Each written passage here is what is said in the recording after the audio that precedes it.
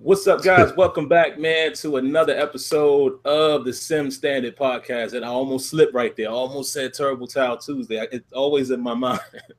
But the Sim Standard Podcast, man, myself and Smitty, AzureEffect. Hopefully, I know Azure, just to give you guys an update on Azure, he did advise me, man, that his schedule has changed.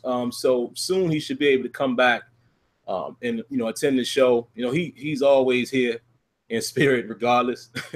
So, hopefully we'll get him back very, very soon. And give me a second, guys. Let me make sure the show is showing to you guys live. Do you see it on your side, Smitty?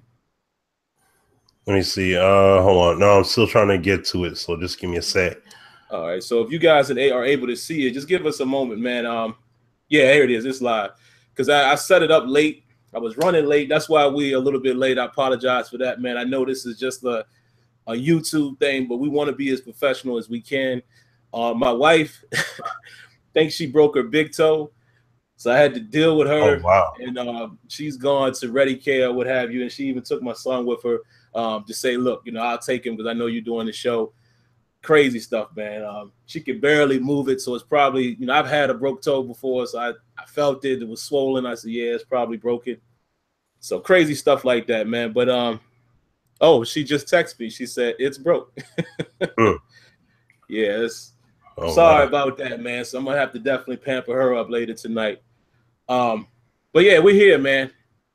We got a great show for you guys tonight. Hopefully, let me read you guys the actual topics, and then we'll dive right into it. Let's see. Tonight, guys, we have a combination of topics that was given by the community. I always love that. One guy, let me give him his credit right away. His name is @BigClip on Twitter. He sent like 4 or 5 different topics, but I just grabbed the one that I saw first because obviously we can't get to them all, but this is exactly what we want. If every week we can have you guys give us the topics and have us discuss them, we're welcome to do that. If every week we can get somebody to come on to be an actual panelist, we'll be happy to do that. And of course, since we don't have panelists tonight, we'll take calls tonight. Any of you guys want to call in, let us know. Give you a few minutes to, do your thing, and we'll discuss that. All right, so here they are. This is one I came up with about an hour ago, but I think it's an interesting topic. We want to talk about rules for simulation leagues, particularly with Madden. And I'll dive into that. We'll hit that one first. We also want to talk about, and this is from Knignthawksfan on Twitter. He says, do we have realistic expectations for sports games? Now, y'all know Smitty and I have talked about this before, but I think it's always a good ongoing conversation, especially after the newest games come out, because I don't think we've had this conversation since Madden 18 has been out, NBA 18, Live 18, et cetera, et cetera. So it'd be good to revisit that. Dez, shout out to our boy Dez. He gave us this topic. What does Madden do best over other sports games? Or is there anything? What he's asking is there one thing that you can say about Madden that they do better than any of the other sports games? That's an interesting topic. I like that one. Smitty wanted to talk about the NBA, the new All-Star format. We wanted to get to that last week, but we just ran out of time. So we'll definitely dive into that. And then here's the one from @BigClip. He says, gamers and why they game. And also, to add to that, he sent, what makes a real gamer? So I think that's a nice discussion topic right there as well. And again, if you guys want to come on, if you want to give your thoughts on any of these topics, let us know. We just need your email address. We'll bring you on and so forth. So y'all know how we always do, man. It's football season, and I hate to even say this, Smitty, but we got to talk about what happened to our teams this past week. I'll throw it to you first. How you currently feeling about your Lions, man? And how was your week? Well, like I said last week, I was sick, as you guys see. I'm not fully recovered, at this point, but I am much better than what I was. You got that swine flu. Yeah.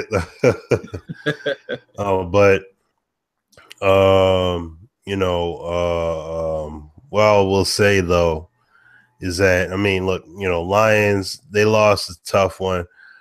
To be quite honest, Stafford got to move away from Ebron. Something's going to have to be done with Ebron. You know, like, I mean, to not catch the ball, to keep having butterhand, like, I really don't understand. I really can't grasp it why he just can't catch the ball. Like, he just won't come up with the receptions. And has that been? I didn't mean to jump in right there, but I wanted to know: has that been this season, or has he been that since he's been? No, he's been that way since we got him. Oh, and that's the thing. He's supposed to be like, he's this receiving tight end.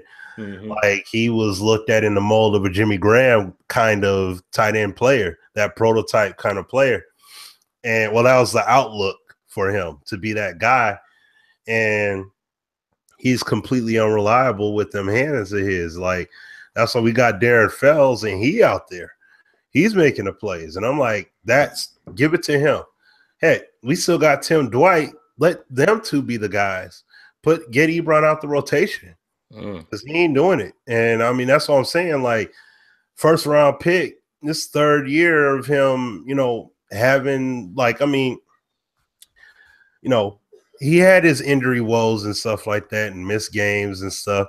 But to be drafted because of your hands, and you basically he's playing like a Brandon Pettigrew. And like, Pettigrew was more of, he was drafted to be a blocking tight end, but he can make receptions here and there. Ebron is supposed to be this receiving threat, you know, and he's not that at all, you know, not one to really be worried about. And Stafford needs that reliable receiver. You know, you need that reliable check. That's what that tight end should be for. But, you know, he's just not panning out. But nevertheless, we lost to the Panthers in a game that we honestly could have won. We could have, you know, and the funny thing, the thing that cracks me up the most about the Lions is that when I see them put together a drive like that at the end of the game, less than a minute, and they score, I'm like, come on. That's the kind of stuff you need to do early. Why is it that it takes until the game is about over to do that kind of stuff at times? Like, if the Lions did that, we would have annihilated them. If we scored that fast, we could just run a no-huddle offense, just boom, boom, boom, boom, boom. Don't even get them cats a chance to breathe. And this is with Stafford with the hobble leg and all that. And he's able to just move it downfield in less than a game minute time. He was able to get downfield for the score. And nearly did it twice. And they need to do it one more again. Well, no, excuse me. They did it once. They need to do it one more time. And what's his name came through on the third down? Cam came through, connected with Benjamin. And, you know, it's just like, dang, you know what I mean? Like, couldn't get, you know, we can't make every single stop, but our defense, you know, I will say this. Our defense has been doing a really, really good job for what it's worth. We're not going to hold every single team down. Like, we're not going to hold everybody down forever, but we need our offense to start, like, clicking and getting up on that level somewhere with the defense. Because if we do that, honestly, the Lions would be undefeated right now. Still, if our offense clicked more efficiently, you know, in terms of being on par with the defense. But even with that said, you know, Stafford's going to be playing. Even with the injury, he's going to be playing. But I think Haloti Ngata had like an elbow injury, so they put him on the IR, so he's down. He's done for the season. And we picked up Karoon Reed. We signed him, and I want to say George Johnson. I think that's who else we picked up. So, you know, we got some guys. They're familiar. You know, they're familiar with us already. But that's a good thing. But outside of that, excuse me, Lions lost a tough one. But we'll see what they do. You know, we'll see what they do with the next joint, because I don't remember who it is that they got to play next. But we'll see what they do next, man. You know, but they got to step up. Let me see who y'all got. Yeah, I'll check that out real quick. Yeah, I ain't know Nata was out like that, man. Yeah. Oh, real quick, while we talking football, before I jump into the Saints. The Saints. Oh, y'all got the Saints. Yeah, I was just looking it up. That's it. What's your thoughts, real quick, man, before I go on Zeke's suspension being reinstated at the moment? Well, I mean, it's not like I would say, well, I don't know, man, because, you know, the way the NFL works and everything, I think if the Cowboys were rolling, I think he'd still be active. I really believe that. But because they're not right now, that's why they're like, man, go ahead and let this boy go ahead and take that ice cold suspension. It didn't make sense in the first place how it was working anyways. It didn't make any sense anyways, but either way, still, you need to go ahead and, you know, I think it's just circumstantial as to why they're going about doing it. It's not like they're actually following a policy like you got X amount of games and then you're going to get, you know, sat down no matter what. It's because of, you know, just because they're not winning right now. It's no harm in putting them down. So he wasn't making that big of a difference for him that he needs to be out there. Yeah, man, real quick on that. I just feel like I don't like how the NFL and just the world in general, man, lives off of accusations. You know, it's, you know, when things are alleged. Now, listen, I'm not letting Zeke off the hook. You know, where there's smoke, there's fire. You know, let's be honest. Y'all know I'm not biased at all, so I'm gonna say this. Listen, Big Ben Roethlisberger, you know, when you heard the stories back in the day where, it was potential sexual assault or whatever, first time it happened, you're like, you know, then it happened again. Now, I'm not gonna say, and you know, people probably make fun of it and say, oh, he's a rapist, blah, blah, blah. I don't know if the man raped somebody or not, but he did something. I just feel like where there's smoke, there's fire. He did something. Ben did something. Maybe he was a little rough with the sex or, you know, a little grabby or something. I don't know. So I feel the same way about Zeke. It's possibly something. But all that said, man, I just don't like the approach the NFL takes in general with, you know, the whole, you know, you're automatically guilty. You know, we just going to go ahead and jump the gun now. Like, you know, I just don't like that. You know, I feel like, you know, it should work just like court. Found guilty, then they should come back and say, all right, man, we got to punish you. You know, we was waiting to see what the outcome was. You were found guilty, so now we got to do our thing. That's just how I feel about it. But, you know, we'll see. In terms of the Steelers, I'm going to keep this very short and brief.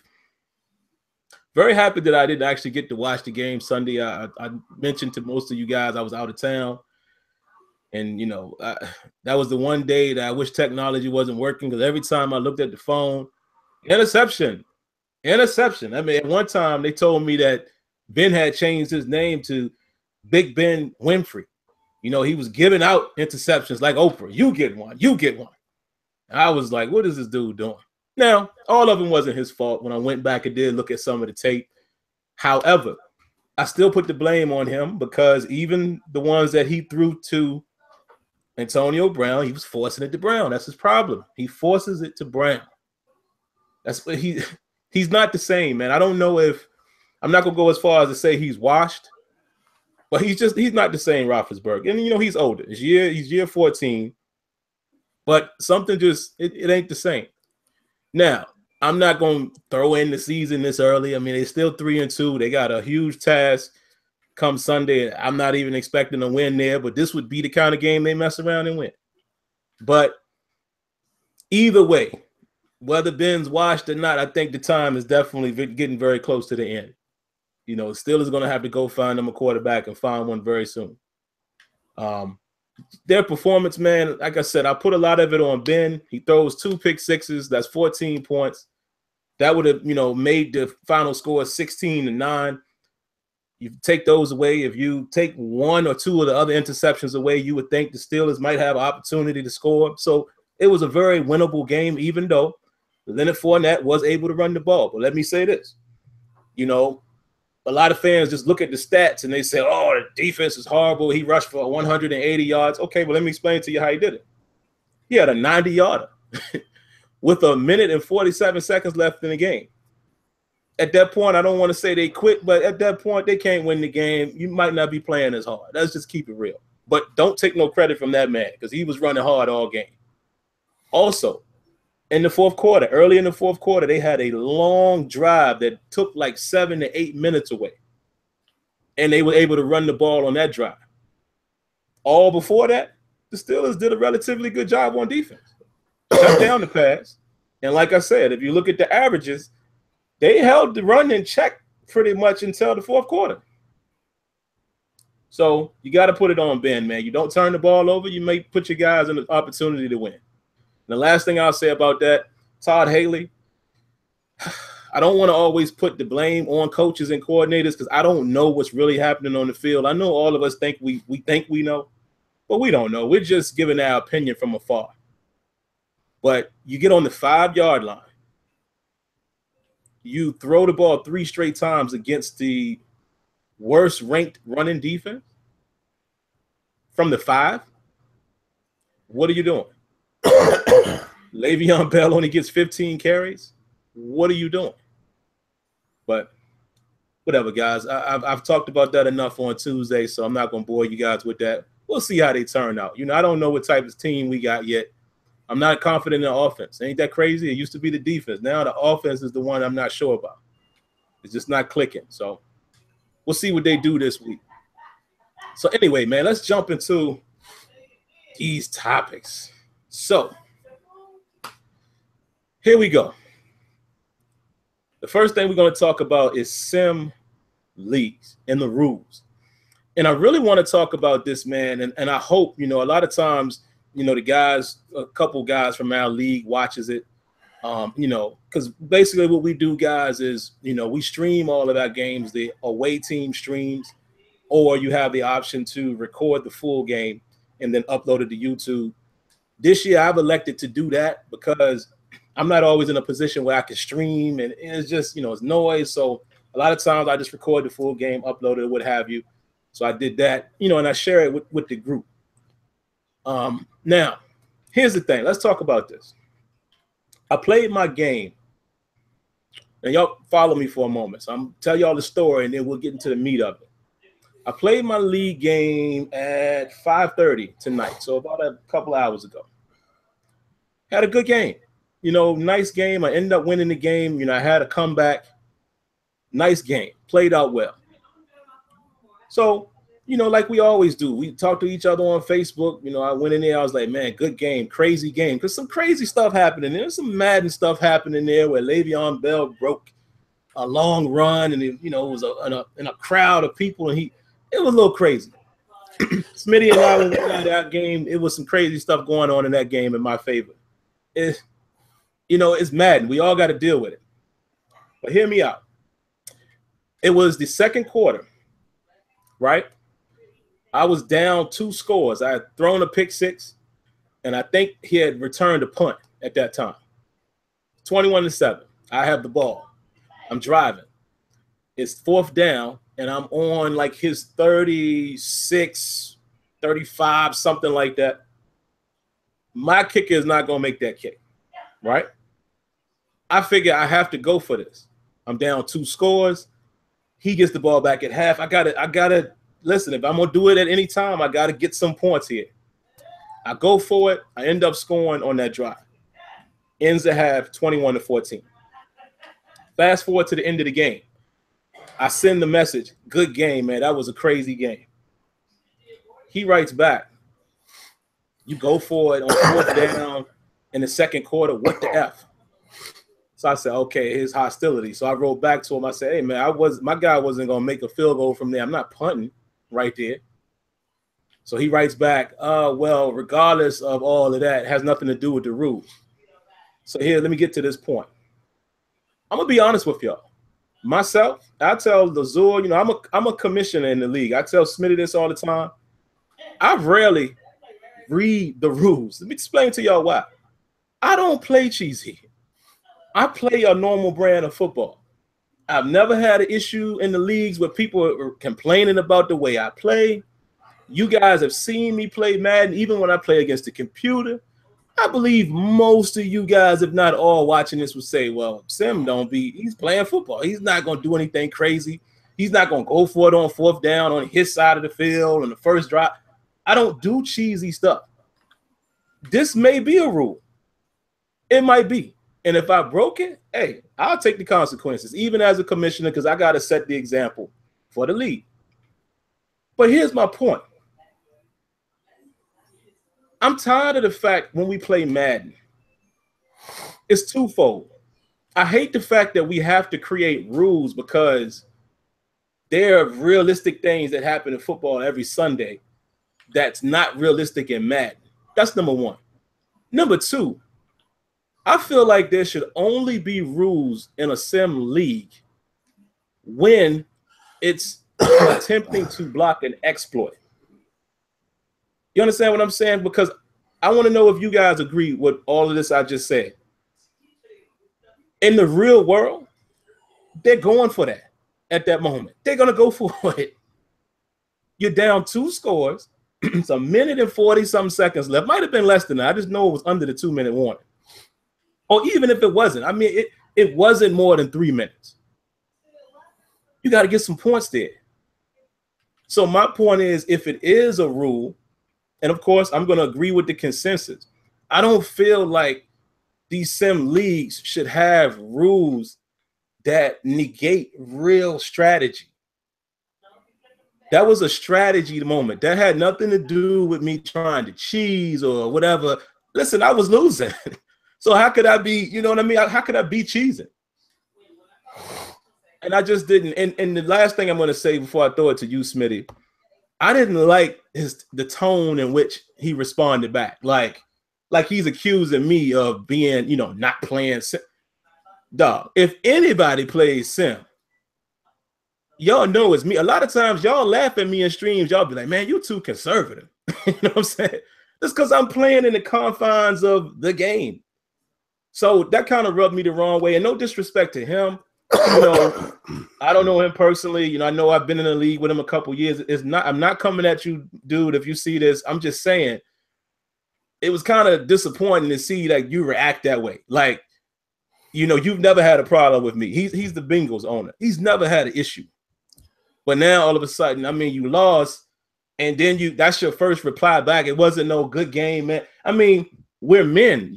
We should be able to have a conversation about that. You should be able to be like, yo, man, you went for it, and we just talk it out, and that's it. It shouldn't be no hostility.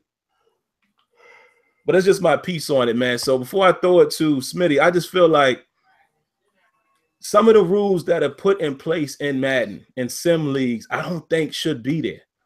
The fourth down, let's be honest. This is what I really wanted to say, Smitty. My bad for going kind of off the course, but this is what I wanted to say here. The reason why rules have been put in place is because of our dislike for the way 20 players or freestyle players play the game. Let's be honest. That's where the fourth down rule came into play. Because honestly, if somebody goes for it on fourth down, so what? Now, if you're doing an exploit, that's different. That's different. If you're running a play that is just unstoppable because of the game, the AI just can't compensate, blah, blah, blah, that's different. But honestly, I've never had a problem from somebody going for it on fourth down if I know I can stop them, or I know I can put myself in position to make it to where, oh, okay, go ahead, go for it. I'm going to get the ball back right here on your 20. You understand what I'm saying? So to me, I think as sim gamers, sometimes we overcomplicate it with rules and such, because to me, what I did there, even if we did agree to that being a rule, I have to go back and check. I don't think there was anything non-sim about that. But that's my piece. What's your thoughts on this, Smitty? Yeah, no, I agree with you there. I don't think that, I mean, like you said, when it comes to these rules and such being brought into the fold, it's because of the way the game has been played. You know, if the game just out the boxes was giving us that replication of football up front, that we don't necessarily need to bring in rules like that, then we would, you know, we wouldn't use them. That's why, like Sim said before, you know, we got excuse me, we got a list of rules and everything, but at the same time, even with those lists of rules, I'm not concerned about it. Unless it's something extremely detrimental, I'm not concerned about it, because the people that we play with are of the like mind. Right. You know what I'm saying? So yeah. So I mean, that's where I'm at with it. But like, once again, we set up these rules because of the limitations the game gives. That's why you see people set rules with this. Heck, if it was NCAA, APF, people did rules for that too, because people said, you know, Jerry Rice was cheat code pretty much. Jerry Rice was money on so many plays and he didn't drop passes. So in leagues, people would basically make you create characters on purpose because Jerry Rice had it all. And I'm like, Jerry Rice is that guy. He's that dude. I mean, it's not that he shouldn't be rated that way, but the thing was, in the video game sense, he couldn't be stopped. So that's why people had to do all that. Oh, excuse me. So that's why when we see, you know, in looking at Madden and everything, we got to do all these rules and stuff like that. You know what I mean? But that's what, and I mean, look, I see some people putting money on the table and all that stuff. Like, you know, I mean, dudes want to do CFMs and they throwing money on the table and everything. I ain't throwing money on the table until this game plays as good as or better than FIFA. That's the only way I would play in a money CFM, where the gameplay is that tangible, ball physics that tangible, player physicality is on that tangible of a level where it could be done like that. Then yes, ain't no way in the world I would do that the way. No. I don't think so. Ain't no way. The way it is, and that's not a shot at Rex or any of them. That's just reality. I put money on the table in the game is not no functionality. Oh no, there's more work. There's a lot more work that has to be done before I could go down that road. No sir. But see, that's the kind of thing. That's that right there in itself. Just saying that. That's why we play the game with all these rules, because there are things that in the game are inhibiting. And when you play against a user, there are things that you just naturally would do that be like, hey man, come on. You know what I'm saying? Like it'll come off as it being unfair or unnatural, but it's just, you're just playing the game. You know what I mean? So it's like you got to set certain confines in because of the way the game plays, as well as, like I said, just to be fair in terms of the players involved. So I'll throw it back to you, Sim. Yeah, man, I feel the exact same way. And like I said, you know, I even talked to the commissioners. You know, I'm posting the game now in our group. There's no one person bigger than, you know what I mean, than the league. So if it is in fact a rule in that case and the rule was broken, I will accept that. But I'm just saying, the only reason why I'm making mentions of it is because a situation like that, if I'm playing somebody and they did that, I wouldn't say nothing. I wouldn't even care. I'd be like, yeah, well, I see why he went for it. You understand what I'm saying? And I think, like, again, I think sometimes we get too hung up on that. And really my beef with it, again, like I said, is the fact that homie came at me like, you know what, that you went like, dog, like, stop it. Like, I mean, if had he won the game, and I'm not talking trash or anything, like, y'all know I don't never do that. It's a game. It ain't that serious to me to must win. I do this stuff for fun, for leisure. But to carry it as if I just, you know, I'm just gonna blatantly just break the rules I just didn't appreciate that, man. So I felt like I needed to say something. You know what I mean? I just felt like I needed to say something there because I didn't appreciate, you know, his tone in that. You know what I mean? So it is what it is, man. But yeah, I think stuff like that, man, the game is just not built right now where we can really replicate football. And here's the thing. is it ever going to get to that point where it's acceptable? You know, I use this example all the time. Sorry to my boy AzureEffect, but you know, I saw the game, so I remember it vividly. When Le'Veon Bell a couple years ago we was in and all we could do was run the ball. They ran that ball down the Titans' throat to the fact to where one of the players was literally screaming, "It's the same play. It's the same play." And they couldn't stop it because that night they was not capable of blocking that counter. They just couldn't. I mean, they were not capable of not being blocked with the counter. There's nothing they could do. That's realistic football. Le'Veon Bell against, and you know, I know Dez don't want to hear this, but against the Ravens a week or two ago, they handed him the ball 35 times. And to me, I feel like we just have to find a better fine line of what's realistic and what's not, and what's an exploit and what's not. Because I will say some of the rules I've seen, not just our league, but I've, you know, been in other leagues before, and it's just ridiculous. You know, I was in a league where they said nobody could run the Wildcat. Now, again, is it an exploit or you just don't know how to stop it? So that's kind of how I feel about that, man. But I just felt like I needed to say that, and why not share it with you guys tonight? So you guys are always a great audience, and I would love to hear some of you guys' opinions on it. I'll check the chat here in a minute. Well, let's get to the next topic, Smitty. This is a good one, man. It's kind of stemming off of this. And shout outs again to Knignthawksfan. He gave us this topic. He wants to know, and I'll throw it to you first, Smitty. Do we have realistic expectations for our sports games? And I know that's a broad question, but, you know, what does that mean to you if someone were to say that? You know, do we have realistic expectations for these sports games? I would say no.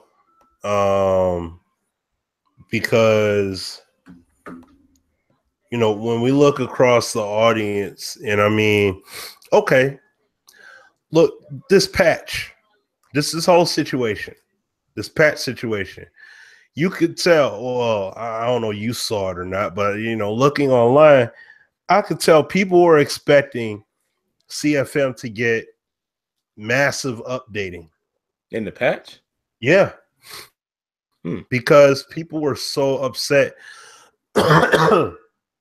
Sim mode didn't get much love. I'll say that. Sim mode didn't. It did not. I didn't like seeing all of that for competitive. And mind you, this was something that we told Rex before launch. Like, I mean, months before, I was like, I don't like that labeling. It sounded cute, cool at first, but what I didn't like was when they were saying, you know what? Real quick, Smitty, let me give them this quick nugget. No, go ahead. Go. I didn't like when the zone situation, let me tell y'all something y'all don't know about. When the zone fix was coming in, right? What y'all don't know, and I guess I could say this, at first, it was intended to be fixed for competitive. And I went off. You know, not went off like I'm cussing them out of them, but I was like, oh, whoa, time out. So what you mean? Well, when we do that first 15-day patch or whatever it's going to be, I said, no. I said, that's a football principle. I don't care what daggone mode I have it on. Something like coverage needs to be in every mode. I mean, I was kicking the door. I was raving for that. And lo and behold, when it comes out, it was for all modes, competitive and simulation. But when I first learned about that, we could tune each one, it scared me because I was like, see, this is going to divide immediately. Because I said, what's going to happen when patches come out and you see the bullet point that says, and I said this verbatim when I was at the capture event. You know how crazy people going to go off when you get the patch and it comes out and it says, oh, zone fix for competitive. I was like, do you know what kind of storm is going to be brought down? And we already seeing it here with the second patch. See what I'm saying? I don't like that. I don't like that at all, man. But my bad, Smitty. I just wanted to say that real quick. Oh, you good? No, you good, man. You good. No, let's see. That's good that Sim adds that that insight there. But see what I like is that, you know, in regards to what Sim said there, and basically, oh yeah, I'm sorry, I got multiple thoughts going on. It's not good when you're feeling sick and you're trying to, you know, get all your thoughts together, especially when you took some medication. But okay, here we go. So what I was saying about the update and everything, okay, people thought that franchise was about to get all this love through the update. And I didn't see much happen for sim mode. And it's like, you know, for our sim, as far as sim is concerned, I'm like, okay, all right. And I already understand because the whole, listen, tournament season, this is big money thing. Esports, didn't we talk about all that before? Esports is big money for Madden. They're gearing up for all that right now. This is when it really starts to kick off, right around this time now. You see, heck, they got the stuff posted out there. It's going down. So therefore, it doesn't surprise me to see, oh, they did this in MUT, they did that in MUT, they did that in MUT, and they did this for competitive and that for competitive. Doesn't surprise me at all. Now, seeing people get upset because CFM wasn't updated, well, I mean, last time I checked, Sim, you know, we was at EA Play, and I mean, you did an interview, and Rex pretty much laid it out back in June that CFM was not going to get that much love at all this year. It wasn't, because resources were stretched thin and all that good stuff. That it was told what the situation was. So for people to get dumbfounded about it, like, oh, well, how come? Oh, but look, but they put these abilities in CFM. You know what? I'm done with Madden now. Okay, I mean, the man told you back in June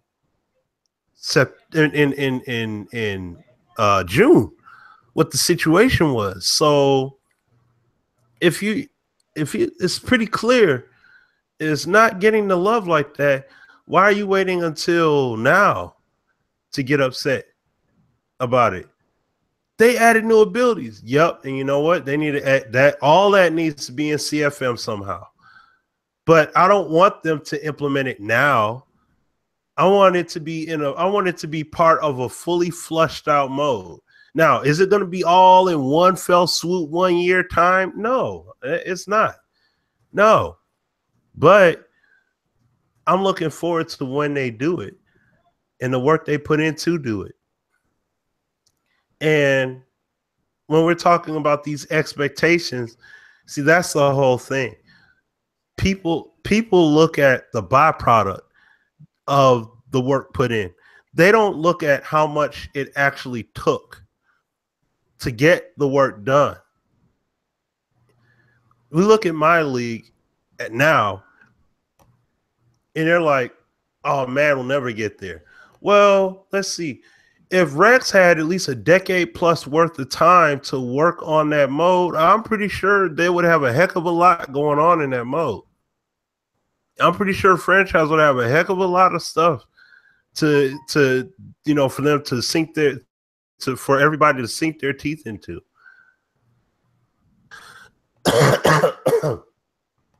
But with those expectations and everything, like I said, we can record, we can excuse me, we can demand all we want. We can make all the vids. We can put up the forum posts, take the surveys, create the petitions. We could do that all day. But at the end of the day, if what you're doing isn't going to account to something that's going to be good on the whole, it really doesn't matter. And on top of that, you can't get mad at, well, excuse me, no. You can't get upset, but you also got to understand game development is a process. Just because what you see doesn't happen doesn't matter that you've been demanding it for X amount of years. It's a matter of, as they start to implement things, it's going to take them time to get it done. So that just means keep bringing those things up because they're starting to do it more and more. That doesn't mean just be quiet altogether. That doesn't mean, oh, you know what? F EA, F Clint, F Rex, and then as soon as you get blocked, oh, they can't take the heat. No, they don't need to see your ignorance on their timeline. You know what I'm saying? Like, so, and I mean, I want to make this point real quick. I want to make this point real quick. When it comes to these games being made and stuff like that, and you got these developers that are willing to interact with the public, whenever Clinton Rex posts up a tweet, they got like, especially depending upon what it is, they got like between 10 and 30, 40 some odd people all up in all underneath the comments. Okay. So they got all that response. Now, it doesn't matter if it's the first tweet you posted in their direction. If you post in ignorance and they looking for feedback, man, get this guy out of here. Get this one down, get them all out of here. You're going to be like, all I sent him was this and he couldn't handle it. Like, no, you sent ignorance. It doesn't matter if you got 1 follower or 500 followers or 500 or 500K. Feedback in a proper manner is exactly that. If you want somebody to respect your word, you got to come to the table with the respect. Even when it comes to expectations and things like that. Yeah, there's nothing wrong with demanding whatever it is you want to demand with these games and everything. You know? And that's the thing. It's not saying that these companies don't take pride in the projects that they put out either. Like I see Cecil there with the comment.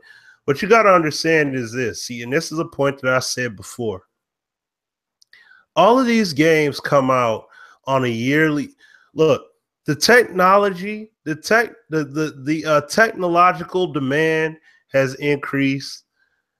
The demand from the public as far as what should be in the game and all that stuff has increased. But you want to know what has not increased? Development time. The dev time never changes. So they still have that same 7, 8, maybe 9 month period to get the game done, no matter what. Now, these guys got to figure it out, but at the same time, that's it. Just because tech changes, that doesn't mean everything is faster and everything is just going to work even quicker now. No, people still got to learn. You still got to learn. You still got to understand. You still got to get how to do stuff. That's the way it works, man. And people got to get on that level of understanding how this stuff works, man. It don't work that way. People make it way too simplistic. They take a way too simplistic approach to it, and that's fine. You're the consumer.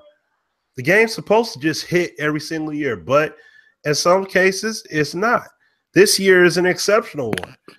Going to, like I said before, when you go to engines and stuff like that, these are the potential problems you could have. I've seen it happen in various other games that had multiple years to work on their game before release.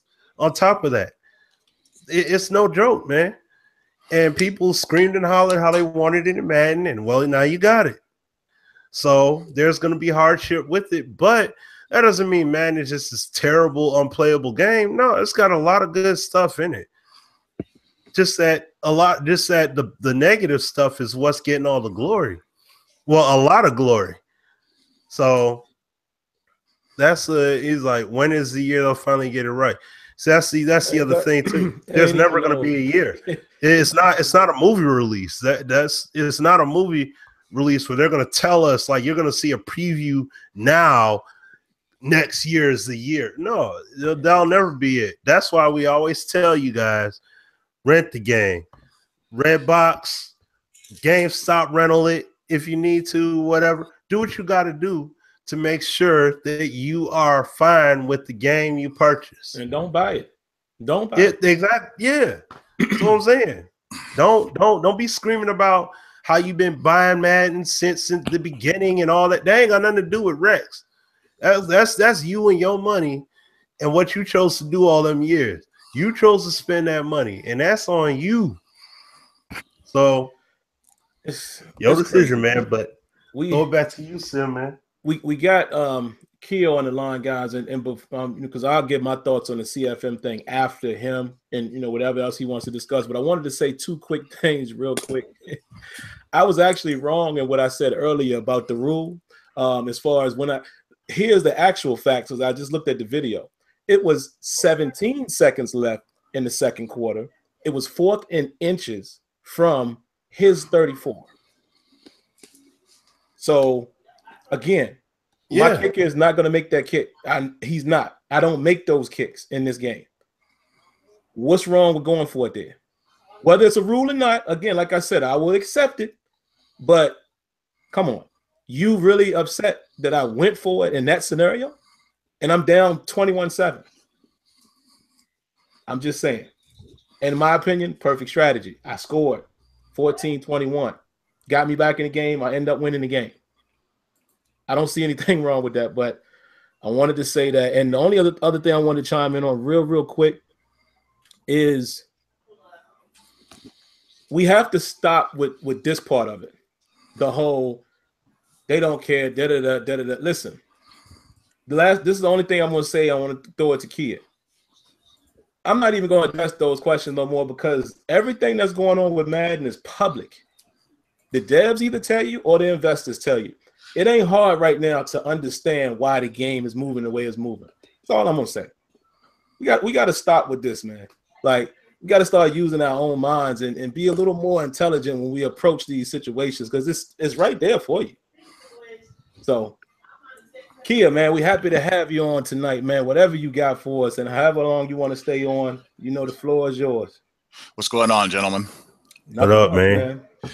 Glad you brought up these topics tonight. I had a similar thing happen in my league game, the same league, actually. Here's the thing with these leagues and these rules. The best sim leagues that you find are the ones that have a set of common sense rules to prevent common lobby exploits. Spamming compressed sets, dropping 10 and 11 guys into coverage, no huddling in inappropriate opportunities, going for it in unrealistic situations, things like that. Other than that, let people run their teams. Let them do what they want to do, unless there's something just blatantly obvious and overpowered, with what they're doing. Like, in my game last night, offense. I'm going to be in the shotgun 75, 80% of the time. Out of inside zone. That's a staple of the spread running game. This is not Madden 15 where it was a guaranteed 5 yards a pop unless you blitz both A gaps. All you got to do is either slant your line toward the direction that they think the run is going or put your safety into the run fit and you're good. But if you're going to sit there in 2 deep, yeah, you're going to have problems if you don't get guys who can block shed really well. If I see you lining up in those stupid base of lines where your corners cheat in, yeah, I'm throwing verticals down the sideline every single time until you stop it. Period. End of discussion. I can't be the only one in this community educating guys on football. There's got to be more guys like me. There just has to be. I'm only one guy. But you know what, Kia, there are other people too. You be chatting with some of them on Twitter though. But the problem is, dudes got to step up. That's the thing. You can't just tweet about it. It can't just be me and DSK and Graster. Yeah, but what I'm saying though is that you need to see people on YouTube and put it out there. Like I seen DSK do some vids on Madden 15, but then he ain't do anything else. And I'm just saying, like, there needs to be, because see, you know what? I think that it's a kind of a lead by example kind of deal. Not many people, I should say more of the necessary eyes and ears that need to see you don't see you as of yet. But I think that if there's more people that are like you, if Grafster started making some vids showing concepts and stuff, Grafster and DSK and such putting vids out, then that would go a long way. Because right now, all you really see that guys that talk like y'all really are just football coaches diagramming, and that's literally it. Not really in the video game sense of saying, all right, in Madden, let me show y'all these concepts, how it's supposed to be.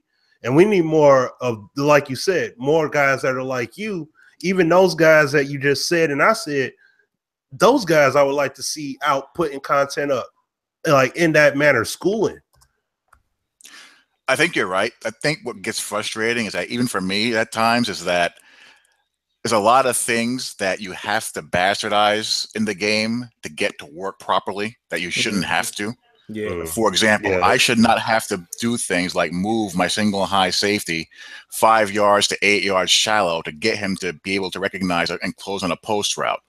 You know, single high coverage in this game is a huge problem to play, and it's a fundamental staple of defense in hell the high school level, let alone the NFL and college level. But you can't play it because your safeties don't respond. I made a tweet on this not a couple weeks ago, but just during the Monday Night Football game, where Andrew Sendejow cracked receiver on a post route. You know, Trubisky did a con rookie thing, stare down on a receiver, and Andrew Sendejow, he's not Harrison Smith. Harrison Smith is their stud safety. He's all pro. And what teams do, and what the Vikings do with Harrison Smith, they have him in the box. They have him covering tight ends. They have him covering deep third, deep quarter. Sendejow, average player, role player. What you do with players like that, you make their assignment simple. You have them cover the deep half on the boundary side or the short side of the field. You have him play an underneath route where he doesn't have to cover as much ground. And you tell him, okay, your job is to recognize this route. This guy comes in inside, you're there to crack him. He can do that. An average player can do that. In this game, you have to have these guys with these sky-high ratings just to do routine things somewhat well. And it's frustrating because otherwise you're just going to be seeing guys just standing around all over the place. You know, that's the thing about these ratings thresholds in this game, where they have this thing tiered to, okay, if a guy is rated 80 overall to 88, he triggers this way. If a guy has a 90 overall or 90 rating in his own coverage, he does this. If it's 90 and above, then he breaks in the ball the way he should. That's not good because it leads to a wide range of players that all play the exact same way. And very few players are actually useful. There shouldn't be such a drastic jump between a guy that has an 88 pass rush move against a subpar left tackle and a guy who has 91. The 88 should still be able to kick his ass. Period. End of discussion. And then, of course, your elite guys should be able to do the things that the good to average guys can't. But it's just way too much of a disparity in that. And, you know, quite frankly, the game is not programmed well enough, especially in the coverage area, to make it remotely balanced, because you have too many players that just can't do their basic job. And it makes playing the game very irritating. And it's something that has to be addressed. I mean, I get that they put it in to help differentiate players. I get the thing about, you know, Frostbite doing this and, you know, not being able to have the time to tweak things as much as they wanted to. But the fact of the matter is that whether you're a competitive guy or you're on the sim side, neither side is happy because both of these settings are playing too much like each other. Something I'm not seeing anyone talk about with this patch is that the patch is affecting the sim setting and the competitive setting a little bit differently. On the sim setting, I've played 4 games now in CFM. You're not getting these random drops and random overthrows, but you are getting the dropped INTs. And also, penalties have vanished. I haven't seen a single penalty in 4 league games now. They're gone. You're right. I don't think I had one in my game tonight. They're gone. I don't know what happened to them, but they're completely out of the game on that mode. So what differentiates competitive from sim mode now, except for the drops? Nothing. It's the same exact mode. So the sim guys aren't getting what they were promised. The competitive guys aren't getting what they were promised. So you have all the hell breaking loose on Twitter every day now. It's crazy. It's a complete mess. Yeah, man. It's absolutely crazy. I mean, the thing is, like, I like when guys, you know, like yourself come on and, you know, you express the same things that we feel, but it's coming from a different voice. The main thing that Kia just hit on that I struggle with all the time. I understand. Y'all know how hard it is to understand what's happening and still be pissed off that things are not happening, that is a very tough position to be in. Like, I get it. I mean, I talk to these guys all the time. I just talked to A-Dub the other day, and I'm just telling him, like, man, you know, I can't go into the stuff we were talking about, obviously, but I'm like, man, I know why, but I'm still like, we got to get this stuff to work. It's like Kia said, my biggest problem with the way they construct this game, period. And it kind of leads into my expectation point. So I'll go down that road real quick. I expect the game to play as close to realistic as possible. What I mean, let's borrow what Kia just said. I don't care if a guy is a 60 rated guy. Can I at least see him attempt to play the right way? Exactly. I mean, he might not get there. He's because I've actually had this conversation on Twitter or what have you with Kia, because see, I like talking to guys like Kia and other guys that know football, because you can actually learn from each other. I'm sure it's things that Kia probably knows that I don't even know because of the level where he's been, he's coached, and you know what I mean? I like that. We do need to all start getting back into that. But there's certain things, because people will challenge me on that in streams and they'll say, oh, well, that guy's. I said, no, I don't care about him making the play. I don't see these. I'm looking at this game tonight. I don't see guys in the secondary just standing and, oh, the ball is thrown. Oh, okay, let me try to get there. No, they're actively trying to get there. I watch my Steelers secondary all the time, though we have improved. But there was a play that they broke down in this last game where Ryan Shazier, for whatever reason, vacates his part of the zone in the cover 3 and just streams over to the sideline. And then Bortles throws it right to the tight end. And then, the guy who was diagramming it on SteelersDepot.com was like, for the life of me, I don't know why he did that. Why did he vacate it? That's what I'm talking about. At least let me see that. We don't get that from the game. We don't even get oh, he made the wrong play. Oh, he just can't get there. He's not fast enough. They just stand around. Or like Kia said, safeties are not even doing the general principles. And to me, that it's like falsely creating this player being better than that player. I just don't like that. Let me tell you the challenge I think that they're facing as far as that's concerned. We do all these flaw videos and talk about what's wrong. I think there's a challenge in replicating who's good out there and who's not in a way that gamers will respect and accept and understand it. Yeah. For example, I'll use my Jets. Last year, the Jets were turning people loose in the secondary left and right because the entire team just quit on the coaching staff. Now, this year, they're not that good, but you're not seeing these massive busts in coverage. You don't see receivers running 10, 15 yards loose in the NFL unless a couple of things happen. One, there's a miscommunication. The guy just misses an assignment. Two, the guy just isn't that good and he's just beat off the line off the jump, which is rare because usually that guy's not on the field. Or three, play action. Most of your deep shots in the NFL come off a play action pass because there's just not any time. There's no time for those routes to get developed on the drop back passing game. So you need to have something to hold the pass rush or the linebackers for those routes to get downfield. But in Madden, the second a guy is not exactly where someone wants him to be, what happens? You get a flaw video made, and then you have a million people commenting about how the game is broken. But it's probably a situation where the guy isn't that good. He's just an average player, and games know how to replicate, okay, this average player, he's not quite good enough to get there. Mm-hmm. And I think that's an issue. Yeah, man, that's huge. Is because we all have said this in recent years. Simulation, I guess that word kind of gets lost in translation. Technically, us sim gamers, what we're looking for is how do they replicate the sport? That's the real thing. Like if you guys seen, Kia's video he did probably a month or so ago now, where he's basically explaining why Richard Sherman is not playing like Richard Sherman because there's no leverage. There's no him cheating to one side or him using his physicality. Those things don't exist. And that makes it hard, like he has said, to replicate the situation.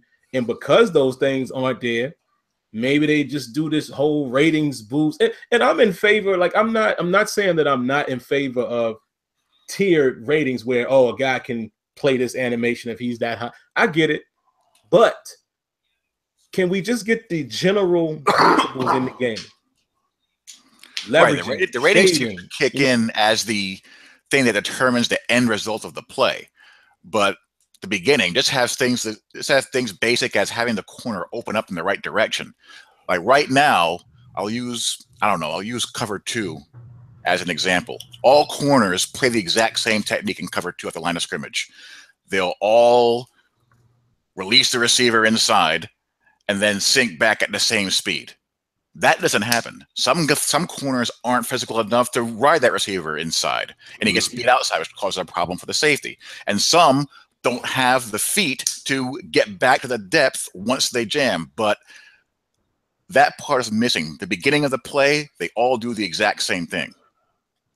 It's the end where, things like catching traffic with the receiver and, zone coverage will affect how they break up the ball. But the individual techniques of the players, they're either incomplete or they're all playing out the same no matter who the player is. That's why you can have a guy like Julio Jones with a +5 or +7 speed advantage release the same way off a fade as Larry Fitzgerald, which in what planet does that happen? None. That's the reason why you're seeing Julio Jones not able to get past a guy who has no business out there one-on-one, which is why guys play base-aligned quarters coverage. It's insane. But until we get those techniques to play out in conjunction with the ratings, these things will continue to happen. Yeah, man. And the realest thing that I can say to you guys listening is I have to tread lightly, but I've basically said this before. These will find themselves in the game. I think A-Dub has been very vocal about saying we got to give it all. Trust me, this stuff is going to happen. But the truth of the matter is we just got to continue to be vocal, man, like we're doing, because Rex couldn't have said it more clear. I'm going to keep reverting back to, Sonny's podcast he did. I want to say it was last year, where Rex, I think it was the one that was closer to the end of the cycle, where he said, man, most of the time we have to physically convince marketing and the bosses why football things need to be in the game. I want y'all to think about that for a minute. That's not an excuse, but that's literally telling you guys why it's taking so long to get some of this stuff done, because at the end of the day, it comes down to priority. This is something that A-Dub just recently told me. I'm going to give you the very general version. But it's stuff that we talked about, and he said, hey, as long as it remains priority, that's the truth of it. The devs can't do more than what they are. Look, 18 just showed you. They came in and was like, look, we're going to do long shot, we're going to do this, we're going to do that. And it just killed the gameplay. It totally killed the gameplay cycle. And I think that's the reason why, obviously, we all know now. That's why there's so many bugs. So many weird things we're seeing this year that just seem like they just popped up. That's because of that whole Frostbite transition and them trying to cram and get it done. That's what it is. I mean, I don't like it, but that's what it is. It's gameplay stuff that was supposed to be there, that I give you a timeline. I saw in February something that I really wanted. And I talked to Clint later on. He said, man, can't get it in, Sam. I was like, what do you mean? I was like, what are you talking about? He's like, you can't. We don't have time. We don't have enough. We don't have the devs to finish it. Can't tell y'all what it was, but I'm trying to be as real as I can here, because I have no reason to make excuse. It doesn't benefit me at all to give EA excuses. I'm just here to report the news. Y'all can consider me a game changer journalist. I just want to tell y'all what's going on, because if I was in your shoes, I would want to know. I'm never going to blow no smoke. But that's the kind of stuff that's going on in that building. So I want us to continue to be loud and vocal so the bosses start hearing we need to help the devs convince these decision makers why this stuff that we're asking for is important. Or they might just continue to ride us out. I mean, that's the reality of it. We have to make them know, look, man, this stuff is priority. But it's a mess of a game right now, man. It's one of the worst cycles I think we've seen, man, from top to bottom. Oh, man.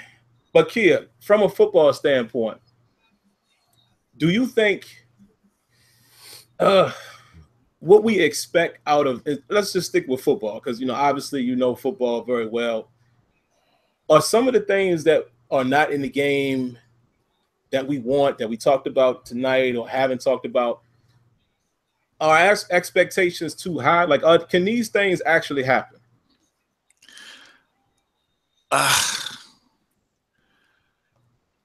Yes and no. I mean, from my point of view, there are things that are basic to the game that are correctable. I mean, people act like that there's no fundamentals and no, you know, football logic in the game at all. That's not true. They do have more concepts and rules when it comes to defense and coverage in the game. It gets credit for. It doesn't always, you know, flow as well as you would like, but they are there. You know, I was having a similar conversation with 757 about this earlier on today, where he asked a similar question. You know, do you think, you know, Rex and Clint can get this stuff done? And we were both fans of NCAA 14. And I said, you know what? NCAA 14 was Clint's first game, and the blocking schemes in that game worked superb. Yes, they did. They work better than this game. So the talent to me is there. You know, it's just a matter of getting over these self-inflicted wounds that are caused, you know, at the internal level. Obviously, I mean, none of us are in the building, so we don't know for certain. We can speculate. I mean, you guys know more than I do. But I think when it comes to just getting the basic concepts right, like, for, you know, example, just something like defending a bunch set out of I don't know, 3 deep zone. It's not a hard thing to do. It's done at the high school JV level. You know, you just have the safety, you know, and the buzz zone expand to the outside release and have the corner swap. That's all it is. That's all you got to do. And if they can put match coverage logic in the game at a basic level, then they can do that. I don't see any reason why they can't. Yeah, and I'm gonna hold them to it, man, because, you know, Clint has told me before in person, man, we can make the game do whatever we wanted to do, and I believe him. So I guess it does come down to resources, because, again, you know, talking with A-Dub, you know, he's sat and had these conversations with me saying, you know, we have to get techniques in the game.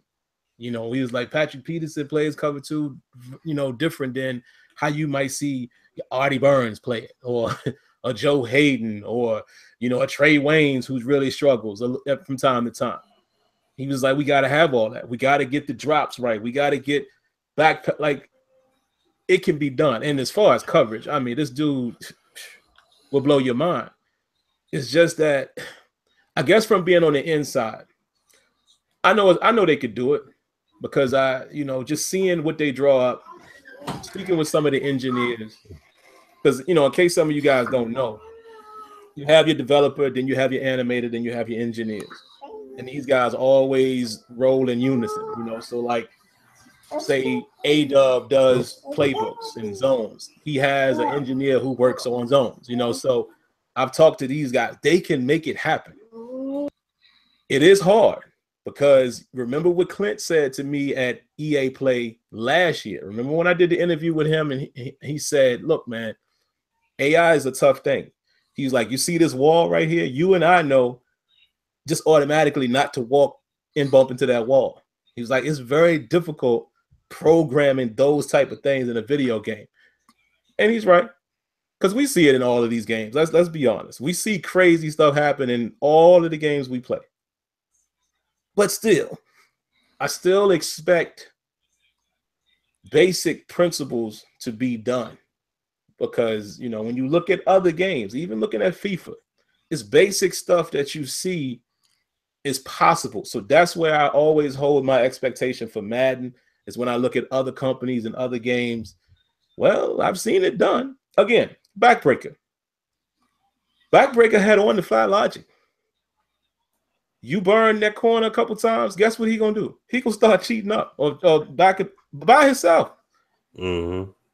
It was crazy with that system they had, that Euphoria or whatever. My goodness. If those guys would have been able to work with EA or, you know, continue to do football, ain't no telling where it would be now. Because they had, think about it, they had the physics and they had the intelligence. It was hard to see. You know, Backbreaker was like NBA Live 14. You know, the three of us here recognize, oh, Live got a couple little things going on, but it was ugly. That's Backbreaker. Rough game to really, you know, play after seeing other football products. But if you paid attention to it, I mean, just think about the little stuff like when your guy was near the first down, he reaches out. Like that game, they had contextual AI down pat, man. They had it. So when I look at stuff like that, I know it's possible. And like you know, Kia said, I think the talent is there. What concerns me though is that I see this trend towards, you know, I don't want to pick on the competitive guys, but it seems like 1% of the Madden gameplay population is driving the majority of the adjustments and changes to the game. And, you know, I get it to a degree. Those guys like, you know, Skimbo, Problem, Dubby, Serious Mo, they're the faces of the game. But 99% of the people that play this game aren't anywhere near, you know, their level or in their arena. You know, the MUT leaderboards is an infinitesimal amount of people that play this game. Most people who play this game, they're just fans. They want to play a play now game online or with their friends or play in franchise mode with their favorite team. But the concern that I see is that the esport element of the game is driving the content, and the non-esport element of Madden is falling behind. And until that is balanced out, I think you're going to see it harder to get these problems corrected. That's my take on it. I see a lot of resources, a lot of attention being spent to the top competitive guys, and the CFM guys, like, you know, your Shot Masters of the world or your Mr. Hurricanes of the world, they're pretty much fending for themselves. Yeah, man. And that's the thing I'm waiting to see if they're going to hold true. You know, like Smitty knows what I'm talking about. We've had these conversations. Like, I could say this. They know 19 has to deliver with something has to be done in franchise. So I'm waiting to see if, first of all, whoever makes the final say when they come to their production meeting, blah, blah, blah, do they realize how valuable franchise is? I just wonder. I mean, I know they made an investment. What year was that? 16 or, you know, when they did all the stuff that's in here now. I know now the last 2 or 3 years has just been like quote unquote refinements. But when they changed all of the stuff that we currently have, that was like 3 years or so ago. So I do feel like from a money standpoint, the bosses do know, okay, I guess it's time to cycle back to that. But I'm just waiting to see, man. I'm waiting to see what they're going to do. Yeah, I mean, I get it. I mean, the esport thing is here to stay. I mean, they want to piggyback off of how successful FIFA is with their Ultimate Team. Everything that you're seeing in Madden Ultimate Team this year is ripped off of FIFA from last year. Because FIFA was wildly successful. But FIFA's a couple of years ahead with this Frostbite stuff. FIFA went through the same thing around FIFA 15, I think it was. Because I was playing PES in 15, because I thought PES was better. It was more stable. FIFA was kind of making that change. I thought FIFA 16 and 17 were kind of iffy as far as that is concerned. But FIFA 18 is a gorgeous game. Yes, it is. It's a beautiful game, but it took them 2.5 years.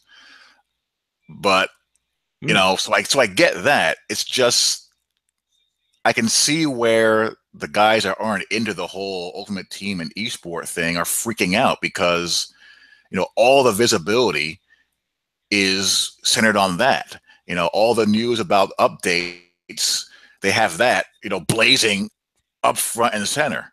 And the guys that are into CFM, either online or offline, they're sitting there going, well, what about our mode? Yeah, man. They have to, man. I mean, I think it's getting to a point where they're going to have to do something. You know, at the very least, this is something else I mentioned to them, you know, the last time I was down. At the very least, you're going to have to bring superstar mode back, you know, a real career mode. That's taken off too in other games. You got the neighborhood and all of that now with 2K. But still, I told John White this repeatedly. Whatever y'all do, you must make sure standard franchise. I mean, I'm going to be selfish here real quick. Even if you say we only going to do it for online franchise, I know that takes a lot of people away, but whether online or offline, standard franchise mode, 32-man or you versus the league has to get some of the basic stuff. I mean, contract restructuring, front loading, back loading, 46-man active roster. That's something I've been asking for forever. Because think about it, Smitty and Kia, even in our league, how much more strategic would it be, even the way the game is now, if we got to decide every week, oh man, who am I going to, you know, move up and put in the 46 men? There's little stuff like that just to make the game more immersive. There's no reason why you can't give me something like that. But see, to make that matter, injuries got to be revamped. Oh yeah, to make that matter. It can't, like, this injury system in here now. It can't be that and then be like, oh man, you got this decision. Like it's too random. And you know, like, I mean, I've sent this as feedback in the past. I've shown how you would see receivers catch passes, and then you see the physics impact, like how their legs, their knee bends, or how they get hit on the arm and stuff like that. And I'm like, you see example, like, look at what happened to Darren Sproles, right? He messed his knee up on a plant trying to do a spin, but then defender kicks his leg up and he impacted that arm. You know what I'm saying? It's like how his body got hit, and that's how he got 2 breaks on one play like that. And then you look at what happened with Stafford. Stafford hurt his leg, and you saw it was like, oh man, the ankle's jacked up, but he still went out there and was able to drive.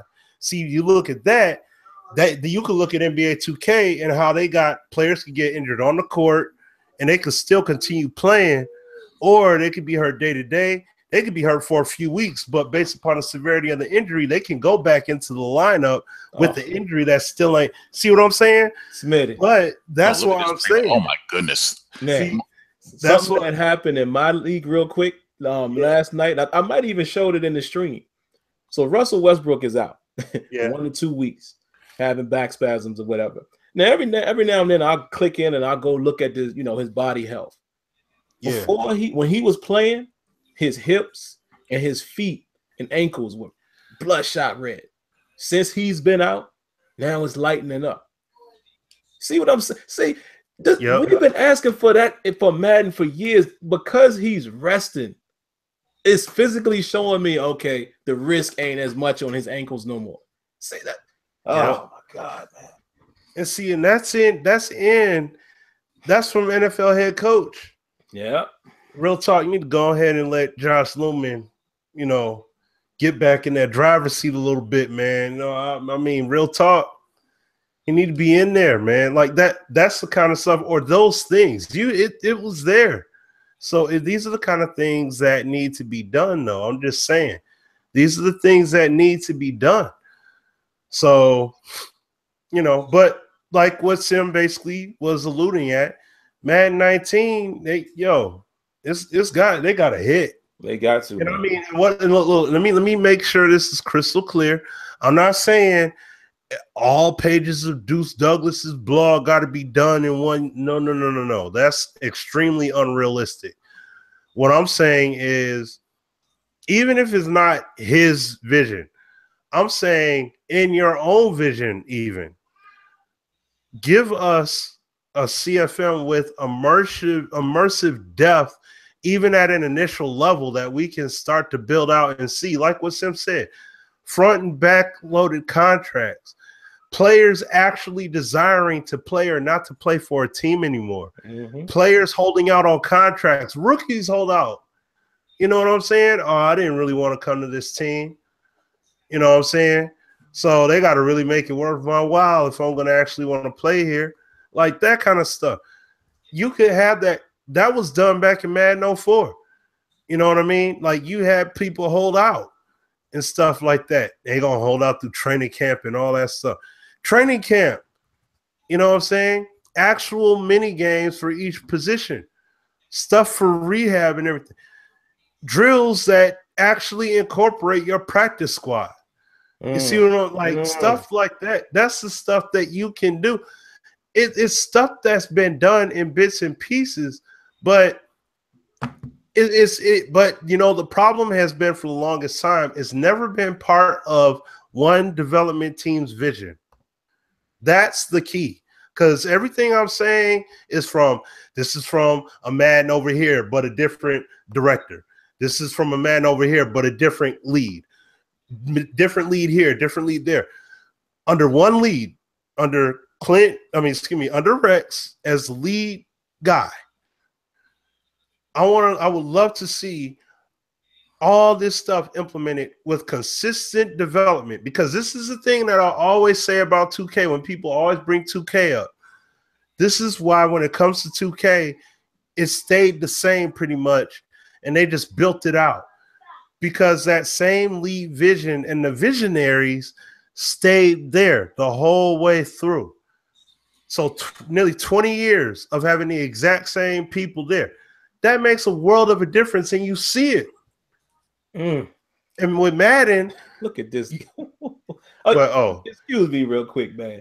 But for anybody watching this game, you just see that played by, what's his name, Thomas Davis? Oh, he's a great player. I love watching him. I love how the Panthers play defense. He just completely runs over the running back and gets a hit on Wentz, and it's an incompletion for 3rd and 5. That is, and like Kia said, real quick, you see that partially implemented in Madden. The problem is replication is not there. It doesn't account for the weight and the technique and the pressure coming. Let me throw it, and the ball isn't accurate. See? And what I don't like having to do things like putting my defensive line on aggressive to see it. Because if you put them on aggressive, you will see it. I have cut-ups of that, which I've been meaning to upload, which I probably, I could probably do that now.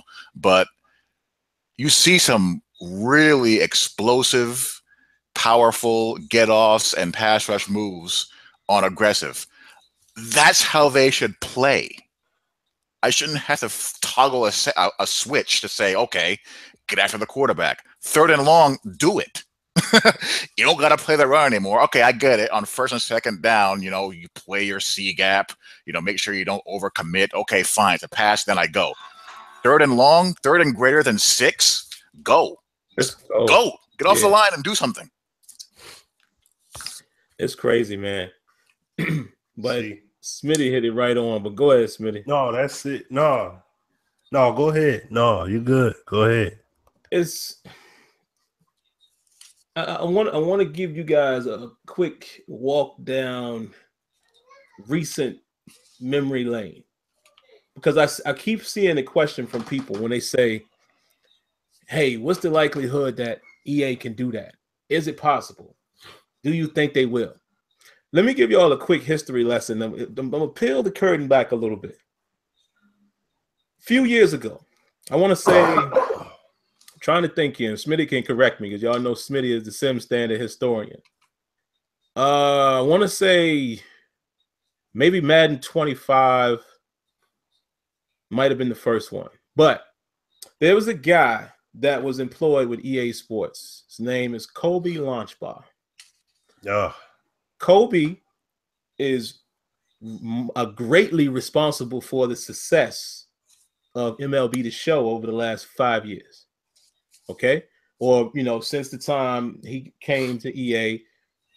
Just think about that for a minute. All of the great NBA, MLB, the shows you saw all them years, detail, he was a huge part of that.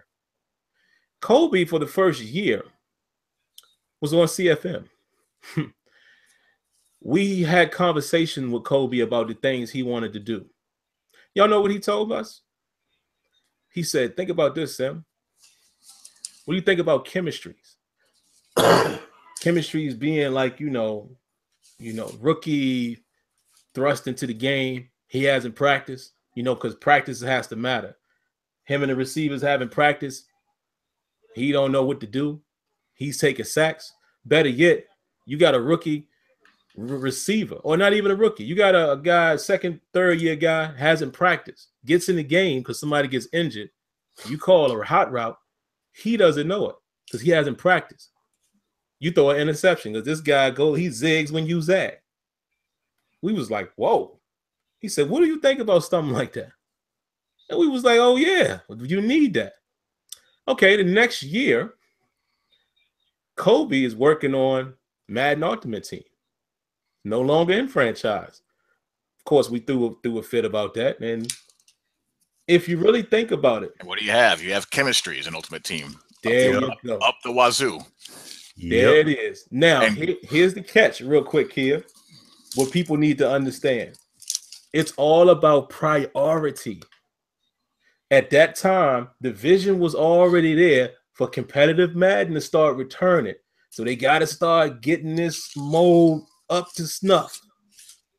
See what I'm saying? See how far back? And what competitive Madden hit in Madden 16, was it? Yeah. See? They took a couple of years. They already knew what the vision was. So this became priority. Here's another thing to throw at you guys. You want to know, can they take time to do all this stuff in CFM? Do you know how much work went into long shot? Think about that for guys who've played it, the visual and do you know how much work that took? It was priority. So then my answer to you guys is yes. If CFM is priority, oh, you better believe they're going to be able to blow it out the water. I know they could. It all depends on what is deemed as priority. That is how the EA Sports is working with Madden football. That is as true as I could tell you. And I just gave you the great examples of it. Chemistry's all of a sudden finds its way in the mud right after this guy was working on CFM. And I'm like, wow. See, he's no longer there. You know, he's been gone a year or two now, but it just goes to show you guys, man, how things work in that building. Not just the developers, but those who sit down every year and decide, okay, what do we need to do? Okay, this is a priority, and we're going to allow you to do this, and we'll let you do that. It'll give you a little time to do that, but we want most of the time to be spent here. That's how it works. And let me clear this up. It ain't just because of the money that MUT brings in. It ain't just that. FIFA brings in a ton of money. Do they spend all their resources on it on FUT? No. So we got to stop giving them those type of excuses. Oh, it's because of it ain't. Madden is not the cash cow at EA Sports, folks. Just to make sure y'all are aware of that. It ain't Madden. And FIFA 18 is a great game. I'm playing PES, but FIFA 18, that's it's easily one of the best sports games out right now. It has everything. It has the online. It has the online ranked and FIFA Ultimate Team. The gameplay is clean. I mean, the FIFA guys will tell you that there are things in there that can be exploited to high heaven, but to a casual viewer, it looks like a soccer game. The FIFA pros, they know that inside that look, there's things that they can exploit and spam, which they do, but the casual observer watching those FIFA tournaments, they won't notice that. They'll look at it and say, hey, that's a telecast of a soccer game. Madden, we're still here where when the game is exploitable, it's blatantly obvious, and I kind of wonder about the future of it on an esport level this year, because this year I noticed there's not quite as much buzz around these events. And I think it's because we're getting to a point where we're tired of seeing these guys play the same way all the time. You know, everyone's running gun bunch and gun close and spamming the same overpowered formations they were spamming last year. That can't keep an audience for very long. They have to get away from that. And it has to happen soon, or I don't think it's going to grow any further. I mean, they got to get the gameplay on a head-to-head level that's, you know, on the FIFA level as far as cleanliness goes. And, you know, that's really the only way that's going to take the esport, you know, portion of it to the next level, and also trickle down to everything else. Yeah, that's very true, man. And that's true how the competitive part of it helps us, to be honest, because even though, I mean, it sucks that it does, but it does. It's a fact. Yeah, it's a fact. I mean, because Kia knows this better than a lot of us. Kia is one of those unique gamers that knows a boatload of football and goes out there and frequents mud, you know, so he knows both sides of it. But it's absolutely true, because as much as we like to, I say we as a whole, people like to disagree with those guys over there. Truth is, if that game doesn't look like football on TV, eventually it's going to take a hit. Because think about it. A lot of these tournaments have been showing very bad. So real football will have to be incorporated in setting, which will, like you say, trickle down to what we all want. It's got to happen. And just as there's a split between the sim guys with what they want, the same thing is in the competitive arena too. You have guys, you know, Problem wants real football in the game. He really does, because, you know, Problem wants to run the ball and wants to play defense. That's his thing. He wants real football, but you also have the guys that want to play Street Fighter on a football field. So there's an internal battle on the competitive side as well. I mean, we have all these factions butting heads against each other with the game, and the devs are trying to please them. It's not possible. See, that's the problem. Like the issue is that instead of it just being about get the football itself, they're trying to feed too much. They're trying to please too many people. Yeah, exactly. That's the problem.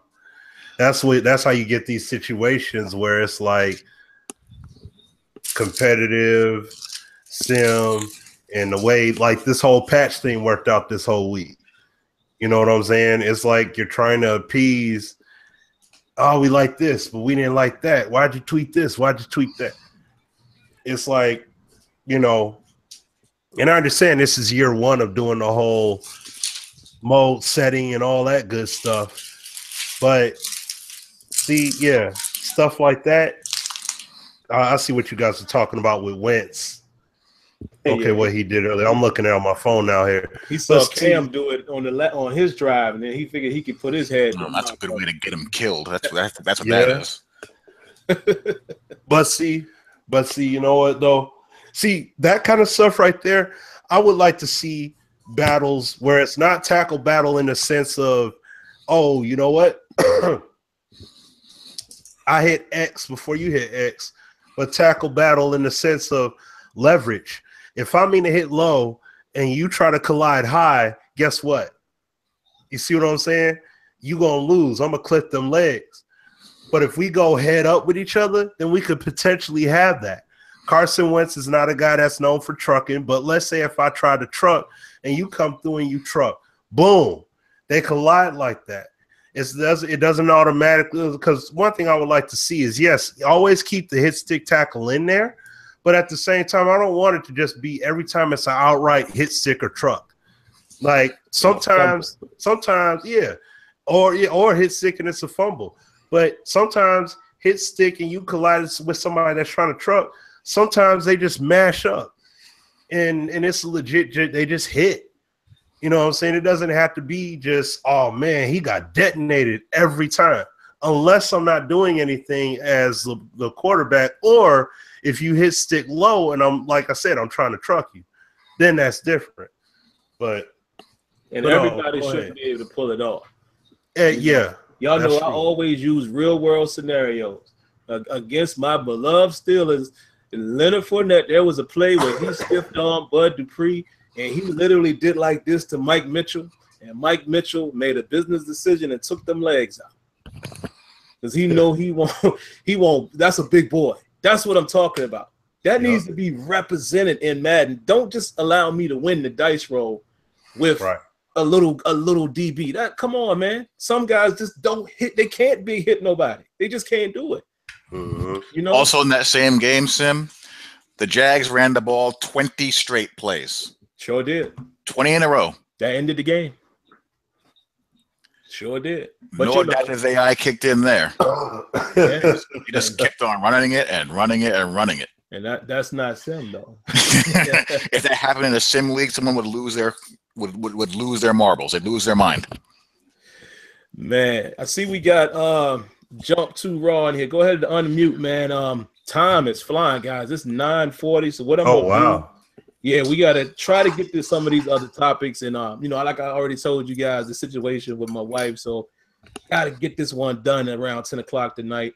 Go take care of her and her broke toe. But Jump, I want you to give your thoughts on, you know, the reason why you wanted to come on, but then also, before you're done, lead us into the next topic, which it would be, you know, why do you think, you know, why do gamers like play games? Like what is the reason why you play games? Like what do you get out of it, and what makes you a real gamer? So say what you wanted to say and then roll into that, and then we'll give our thoughts on that. All right, first of all, man, what's going on with y'all, man? How everybody feel? What's good, man? Doing good. What's going on, dude? Yeah, we good. Y'all hear me? Yo. Did I freeze? Yeah, go ahead. Yeah. All right. Nah, man, I'm chilling, man. I'm on my computer, man. I was trying to do it off my phone, so I just decided to turn this PC on. But let me tell you something, man. Madden is in a state right now where they're trying to appeal to too many audiences. All right, and let's just keep it all the way a buck. You know, you got everybody in the world, because it's the only football game on the market. Everybody knows Madden. Everybody want to play with their team. Everybody want to buy the game when it first come out. But I'm going to tell you something. NY Kia smacked me in the SSR league. Okay? He do that to everybody. Dude is a great football mind, man. Great football mind, man. I got to give it to you. AzureEffect. AZ. He ran the football on me for 400 yards. Oh, yeah. That was crazy. Yeah. My man, I couldn't stop it. And I'm looking at the game like, is it me? And I'm saying to myself, now I know I'm primarily a basketball guy. That's what I grew up on, basketball. But I also love the game of football. So when it comes down to me playing football virtually, I'm all for it. But physically, I was never into football. I was always into basketball. But those guys are football minds, man. They are X and O guys, man. I know personally, I could never even compete in that level. And that, you know what I mean? Like, it would take years for me to learn the knowledge that these guys have at X's and O's. I'm just playing a football video game for the kicks. You know what I'm saying? But for people to take the game so serious, man, I mean, I think you guys need to relax, man. The league, you know, some of the guys in the league be tripping, man. You know, it's a video game at the end of the day, man. You know, we all in here to have fun. And that's basically it, man. But you know what? I wanted to also touch on something else, man. I was thinking, now, I don't know, you know, I'm not in no corporate position, man. You know, I don't sit up there in EA, no big suit or nothing like that. So I don't really know how this thing will work. But do you guys think that, and this is just something, like I said, I'm coming up with off the top of my head. Do you guys think that it would be a good idea for them to have 2 dev teams for the cycle of each game? So say, like, I remember you saying earlier, Sim, you said they only have about 7 months to get the game properly in order from the release of that new installment. Mm-hmm. So do you think that they could probably have another team on the back end, maybe working on, say, if they drop Madden 19 this year, but they already, for what we have, for what we want to come in CFM, and for what, you know, us some guys want. I mean, I'm cool. Like I said, I'm cool with giving up 400 yards on the ground, because if I lose and give up that. That's me. You understand what I'm saying? So let me learn how to play the game. So I'm cool with all of that. But do you think it will be a good idea for them to have a team working on the game on the back end, and then Rex and the crew come through on the top and you know, clean it all up and whatever needs to be done? Like I said, I don't know the whole process in that. I was just thinking maybe, you know, they have 2 dev teams working on the game on the back end while they finishing up Madden 19, and then the back crew working on Madden 20, getting everything, the groundwork started so that they can come in and polish it off on the top. You know what I mean? You know, it's just, like I said, it's just something I'm just throwing out there, man. Yeah, man, we'll answer that question. And before you go, what's your answer to why you game? Like, what is the reason why you are a gamer? Man, what is the it reason why I'm a gamer? So many. I know that's a broad question that my man gave us that topic, and I was like, "Ooh, I don't even know if we can answer that quickly." But yeah, if you can, no doubt, I got you. The reason why I game, man, is it's therapeutic for me, man. It's therapeutic, man. I sit down, you know, I'm in my man cave, my 55-inch 4K TV, my PlayStation, my Xbox, my PC, and I just put my headphones on sometime, man, and I just, man, after a long day of work, you know what I'm saying, I got to take care of 24/7 by myself, you know what I'm saying? So when Mom Dukes got the daughter, or she with the other side of the family, I kick back, put my feet up, and I just zone out, man. You know what I'm saying? That's my free time, man. You know what I'm saying? So that's the reason why I game, and I've been gaming since I was young, man. Mario on the NES, man. So I'm always be a gamer at heart. So that's just my personal opinion on why I game. Cool, man. Well, yeah, we'll definitely answer your question, man. Like always, we appreciate you coming through, and you know you're always welcome. What we're gonna have to do, man, one of these times, get you as a panelist, man. You know, so we could really dive into some stuff. But I'll give my thoughts real quick first, then I'll throw it to Kia and then to Smitty. What I would say to the question you had, real quick, I think this is how they would have to do it. I would probably do it in a reverse order. I would have the main team, like Rex and them, your main gameplay team, right? And I think if there was a second team, what I would do is have a second team that works primarily on patches, updates, continual development, whatever stuff they can do to fix the current game. It would be great to have a separate team to do that, and then allow the main quote unquote team to be, you know, they already working on 19, 8, 20, whatever, but they can spend more time on just developing that, because patches and stuff take away from development time. So I would do that. You know, I don't think 2 teams necessarily, like how you said it, would happen, only because, you know, the logical thing to do is to just expand the team. But I would say do that. Maybe make the team bigger and have a segment of guys who are just working on patches.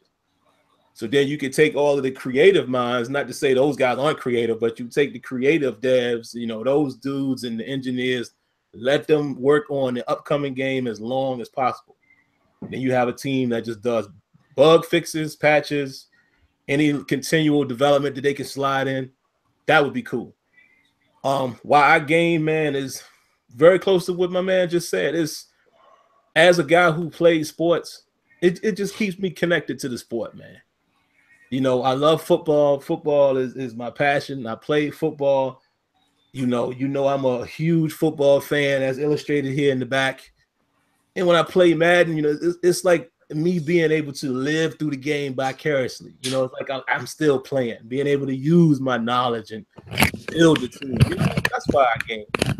As far as the sports side of things, basketball, you know, mine is reversed to what he said. I played basketball or organized basketball to a certain point, but I don't know as many of the, you know, specific details, X's and O's wise, as far as basketball. That's why you guys see it in my streams. There's some stuff I just don't realize because I'm not a basketball head like that, even though I know and love the sport. I'm more football. But that's why I game on the sports level. As far as everything else, like he said, man, it's just therapeutic, grown entertainment. You know what I mean? And I've been doing it since a kid, and I don't think I'll ever stop doing it. But those are my thoughts. What about you, Kia, man? Those two things there. Well, for me, I've been a gamer since I was a kid. Me and my brother, since we were 12 and 8 years old, respectively, playing Joe Montana football. Ha ha ha! On Sega Genesis. Yeah. And I've been an athlete all my life. I was a pretty good college athlete, and the competitive itch never leaves you. Right. So there you go. You compete virtually, have some fun, blow off some steam, and that's pretty much it. I just like to compete. I've loved sports all my life. I competed all my life, and video game sports is now that outlet. And there you go. I forgot. What was the other thing? Oh, about the 2 dev teams.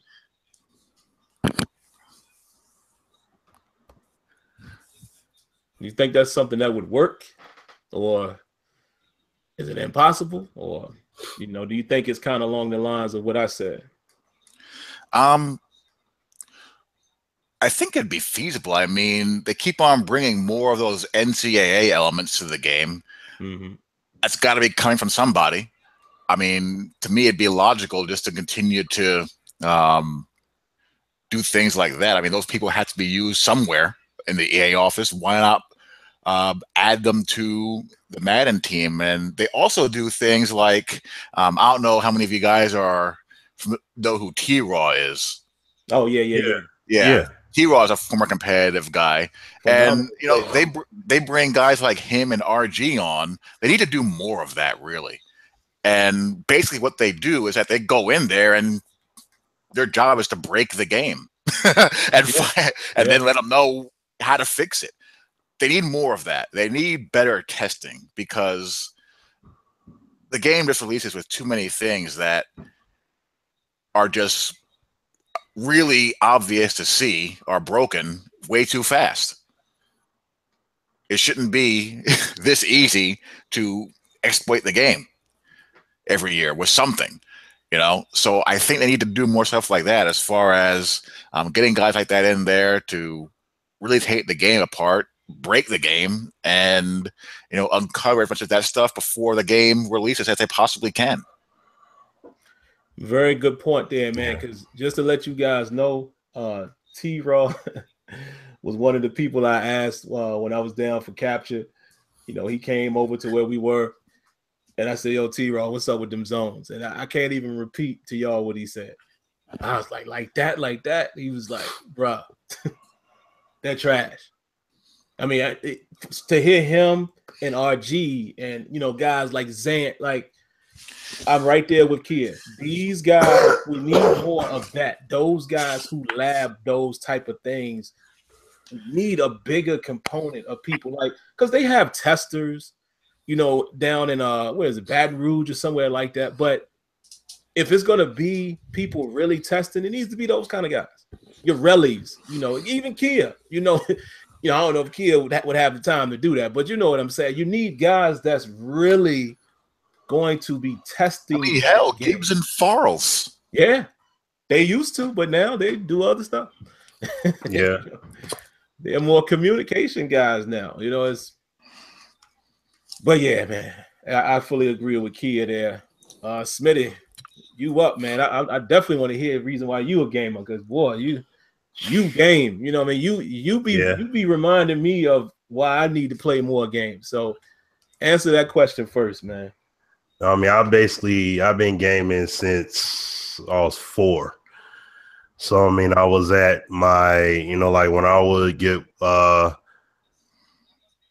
when I would come home from school, or at times my neighbors across the street, I would stay over there, and their older son had an Atari.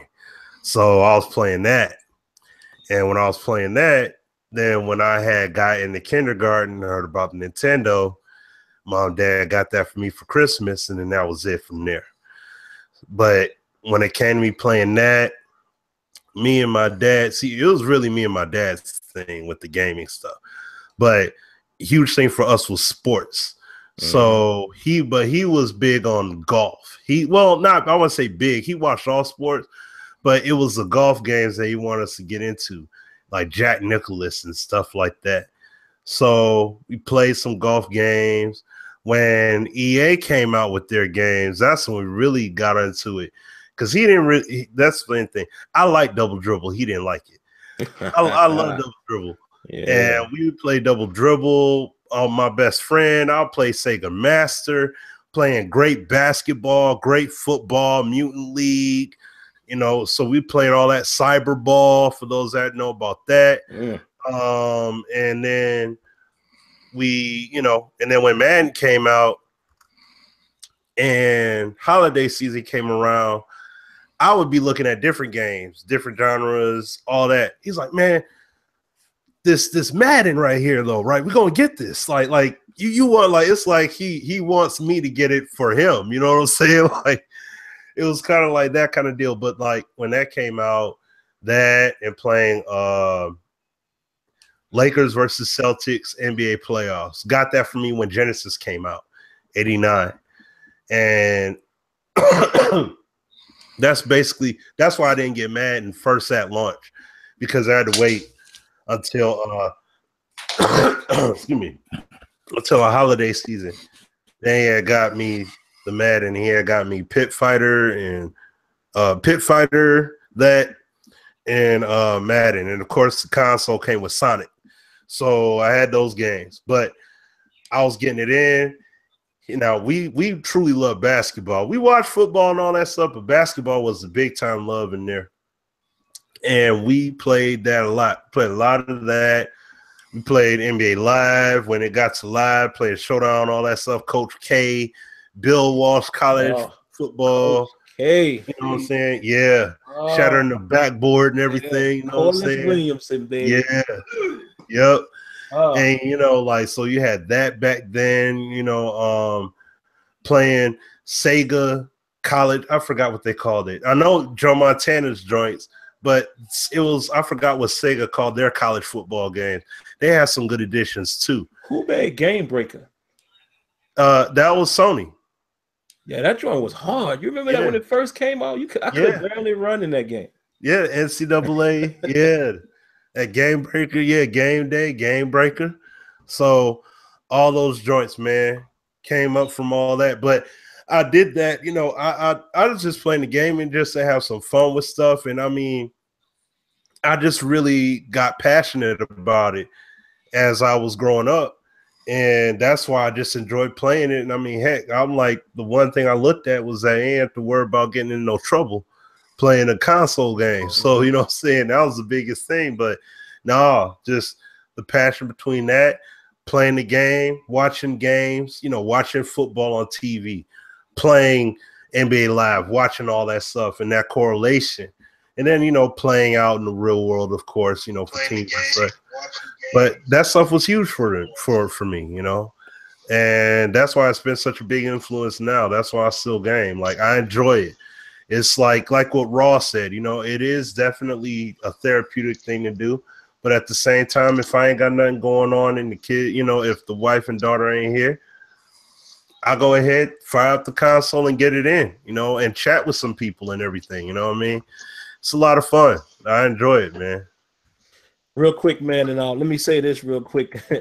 The wife is already texting me and saying, "Hey, man, are you wrapping up? Because my toe is killing me." So, I want to get Smitty's take on the two-team idea, and then Neff has something quick to say, and then we're gonna be done, guys. So I gotta run. But yeah, go ahead, Smitty. All right. So then, the two-team thing. The two-team thing, that would be a really good idea. It would be cool to have a team that just consistently works on stuff accordingly, and as they develop things, and then when it's ready to go, to be implemented, go ahead and do that. But then also have another team that does, like front end, back end, kind of deal. Front end stuff that that will be functional, sustainable. But then you have the team working on more bigger fish. Get that stuff done, then go ahead and implement it in. So it's like, yeah, man, it took a little bit of time to do, but you could roll that in as you're still rolling out projects. You know what I'm saying, on a yearly basis. So that'll be pretty. You know, I'll be cool with a team like that. I think they need to go with a 2-year cycle, to be brutally honest, but we all know that can't happen. But in the perfect world, I'd rather it be a 2-year cycle. I think it'd be more beneficial. Absolutely. What you got for us, Neff? Can you hear me, man? Yeah. Yeah. So, you know, I don't know exactly the subject. I just kind of joined, but first of all, what's up to everybody? And the reason why I game is because you don't want this black ass man running around robbing your houses, because that's about what would be happening if I wasn't gaming. I'm just being real, you know. I mean, that's what I was doing before I started gaming. So, gaming to me is just something. It keeps me from doing other things that are unnecessary, you know. And we all could go there and say that, because what if you didn't game? What would you be doing? You know, you'd be doing probably something good, probably something bad. Who knows? But as far as the development team having two people, 2 teams, I mean, I would love to see 2 teams. I think that'd be a nice idea. That'd be a very good idea to have 2 development teams, you know, working on any game, not just Madden, but any game. Mm-hmm. It would definitely take care of some of the issues we had, because just recently I've been finding Madden All Pro to be a little of all Madden syndrome. You know, it's like it's playing just like that a little bit. So, but that's a different subject for a different day. But that's all I wanted to say, man. I just think if people didn't game like us right now, all of us sitting on here in the chat and all that, you know, think about what. That's real. That's a real question. Because see, what some people don't know, Neff, is, you know, a lot of people always say, you know, Neff comes with the jokes and stuff like that, which he does. But I know him. You know, we've had real conversations. A lot of us got a past. You know what I mean? Like, things could be totally different. You know, and that's why I always say to people, you know, like, you know, when people are yapping and all that online, I'd be like, yo, like, I'm a different gamer. Hip-hop gamer is about that life. Yeah. I mean, you may not like him as a journalist, but yeah, you don't want to step to him all crazy. That's what I be trying to tell people. Like this, listen, SimFBallCritic is a YouTube persona, which it is me, but I'm saying y'all don't know my past, you know. So it's like, to me, it's just, that's a whole different topic. It's just crazy to me how they go at people online and stuff. And I'm it ain't even that serious. You never know who you dealing with. You know, I have a family and all that, so obviously I'm going to think first. But some of these people might not be in that situation, and you might get yourself really hurt. You know, you might. You just never know. But, yeah, you know, Neff has a past. You know, I'm not going to tell y'all about it, but, yeah, we've had real conversation. But, yeah, guys, I've got to run.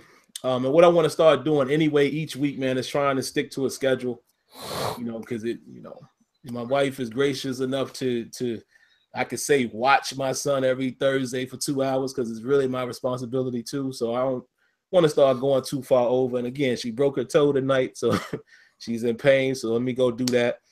But Neff, here, always appreciate when you guys come on. I'm going to keep extending the invitation to other people, man. If y'all want to come on, and if you guys want to be an actual panelist, like from beginning to the end, please do. We need you guys to provide us with topics that y'all want to hear. Don't just rely on Smitty and I. And I'm not trying to pass the buck. We're just saying, yo, this is for y'all. You know, this is for you all. So whatever thoughts y'all got, whatever it is, let's come on. If y'all want to talk, I mean, this is a gaming channel, but if y'all want to talk about music or whatever the community wants to hear, man, we're willing to do it. So that's going to do it, guys. We're going to go ahead and go. Hope everybody has a great rest of the week and a good weekend. Good luck to all of your teams, unless you're a Chiefs fan. And hey, watch some football, play some games, and keep giving your feedback. Yep. All right. Anything else you got, Smitty? That's it. All right, that's it, guys. So we'll catch you guys either in a live stream or back here next Thursday, same bat time, same bat channel. For some of you older guys, y'all know where that came from. Yeah. All right, man. We holler at y'all. Peace. Peace.